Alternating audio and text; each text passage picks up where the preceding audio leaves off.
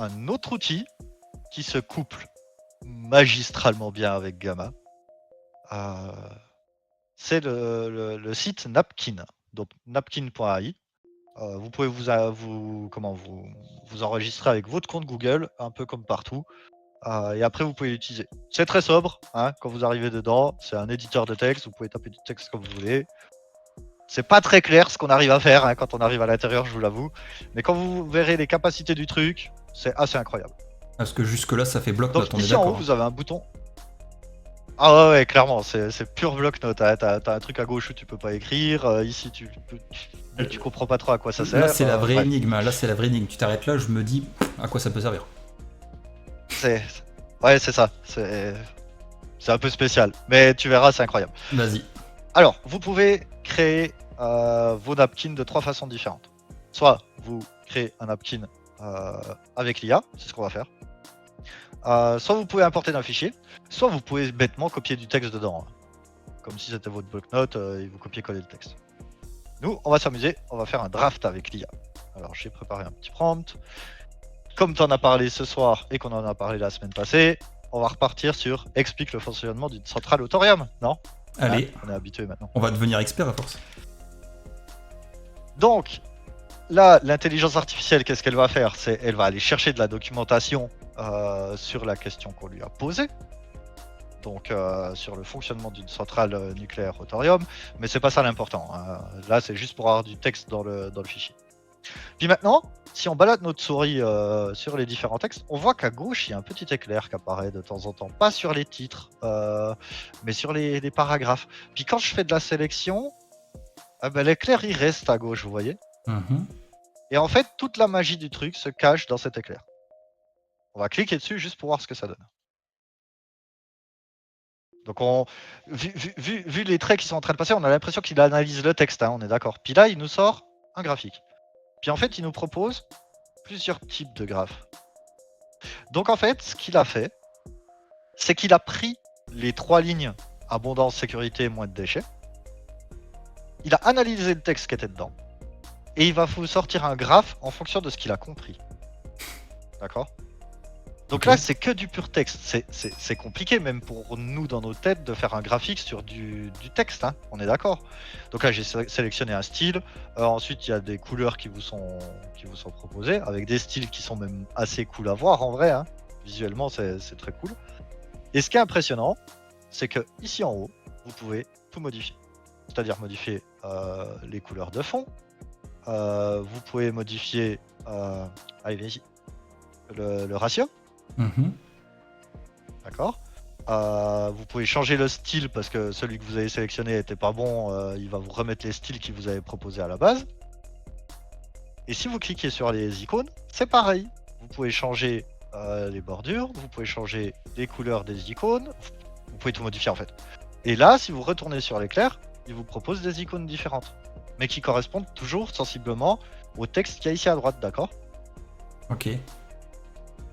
Et vous pouvez générer tout ce que vous voulez. On va faire le truc pour le principe de base. Moi, je saurais pas comment écrire un truc, générer un espèce de graphique sur ce texte-là. Hein.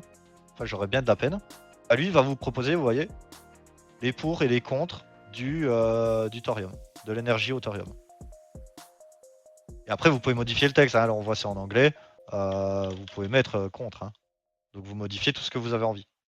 Et le bonus, c'est que vous pouvez exporter ça, soit en PNG, en SVG, en PDF ou en PPT.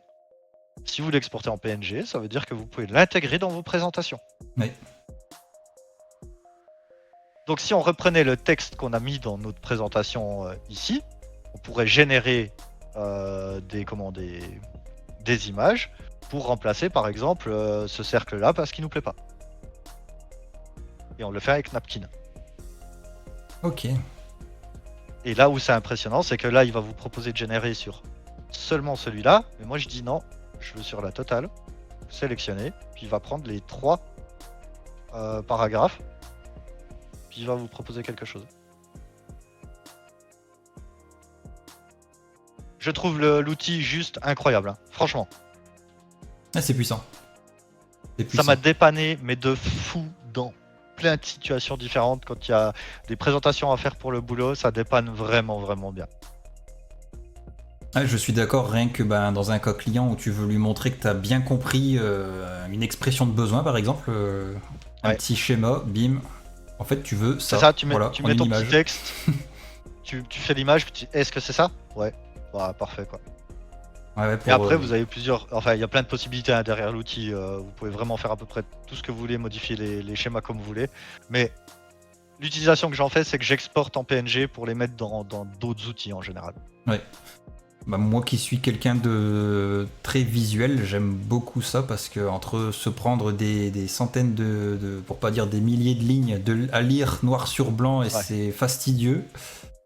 Comme tu dis, tu présélectionnes le contenu qui t'intéresse, ça te génère un schéma qui te plaît ou pas, mais en tout cas qui te résume schématiquement tout ce qui est raconté dedans, et ça je trouve ça fort. C'est exactement ça. Et Voilà, donc je trouve que quand vous associez Gamma App plus Napkin, voilà. ben vous arrivez à améliorer vos présentations, mais genre et à une vitesse incroyable quoi. Ouais, j'imagine entre eux, c'est marrant, il y a quelques années, créer un PowerPoint sur PowerPoint. Puis on s'est dit, ah cool, il y a Google Slide, maintenant on peut le stocker en ligne et le partager aux copains, c'est cool. Et maintenant on en est carrément arrivé à, je mets mon texte, il me le génère tout seul, je peux l'améliorer avec Napkin, je mets en place tout ça sur Gamma, qui me le génère automatiquement comme je le veux, et ensuite je peux encore le partager aux copains, et s'ils veulent conserver Google Slide, on peut leur rendre sur cette plateforme. Ouais, c'est fou. C'est fou, hein? C'est fou. Ça va tellement vite. Ouais. C'est là qu'on voit que ces outils sont assez incroyables et permettent des choses qui sont assez folles. Oui, parce que là, on a l'exemple du PowerPoint en entreprise, mais c'est parce qu'on baigne dedans, mais je suis sûr qu'il y a des trucs encore plus dingues qu'on peut imaginer. Il manque plus que l'imagination quoi, et la créativité, mais on peut en faire des choses. Ouais. C'est exactement ça. Ouais. Top.